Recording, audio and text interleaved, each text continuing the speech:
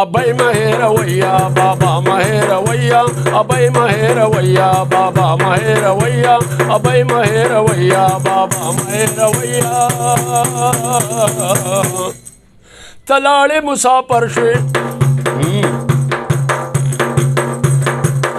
وتلاړې مسافر شوې د کور نه بهر شوې او تلاړې په سفر شوې د کور نه بهر شوې بس موږ به یادویا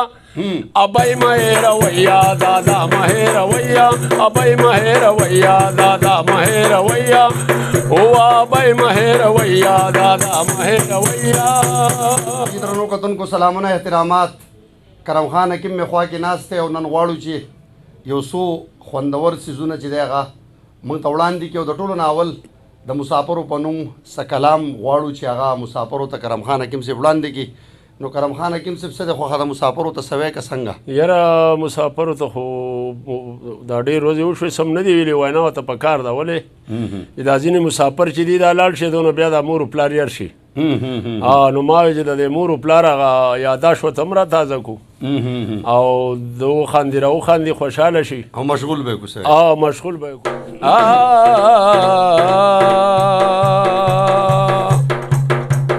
شکر خدایه چې د نوم غني غفار دی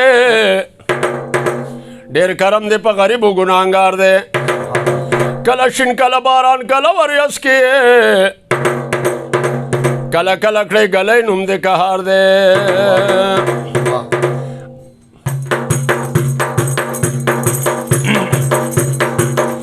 لس کاله دې تېر کړي لس کاله دې تېر کړي ستا منګه یو هېر شوي ماشومان دې پیدا شوي اوس دا به ښکله ویه ابی مه هېرویه دادا مه هېرویه ابی مه هېرویه دادا مه هېرویه ابی مه هېرویه دادا مه هېرویه زمون ښکلی وطن دی زمون ښکلی وطن دی دا څه ښکلی چمن دی دا مخکې مدین دی دا دی خوا باغ ډېریا بابا مه هېرویه دادا مه هېرویه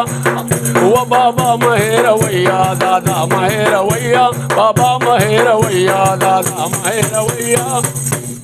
زما ښکلی دوکان دی زما ښکلی دوکان دی پوره پکې سامان دی زما دغه ارمان دی ما تا ته وې راځئ بی مه هېرویه دادا مه هېرویه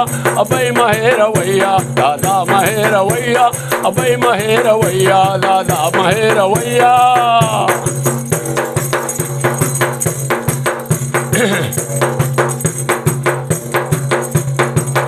وزه کومه دواګانې بس تاسو سوداګانې وزه کومه دواګانې او دا ستاسو سوداګانې بس کور ته به راځئ ابی مه هېرویه دادا مه هېرویه ابی مه هېرویه دادا مه هېرویه تنخوا دې شوله ډېره و خبره دې شوه هېره و تنخوا دې شوله ډېره خبره دې شوه هېره زما یاره ته شعره پیسې مه پټویه ابی مه هېرویه دادا مه هېرویه ابی مه هېرویه دادا مه هېرویه ابی مه هېرویه دادا مه هېرویه ابی مه هېرویه دادا مه هېرویه زما دې سلامونه و دا ستا راځي خطونه و زما دې سلامونه دا ستا راځي خطونه دا دومره پیغامونه دا ستا راځي خطونه دا دومره پیغامونه بس ما به یادویه و دادا مه هېرویه ابی مه هېرویه حبیبي هیا هیا حبیبي هیا هیا حبیبي هیا هیا حبیبي هیا هیا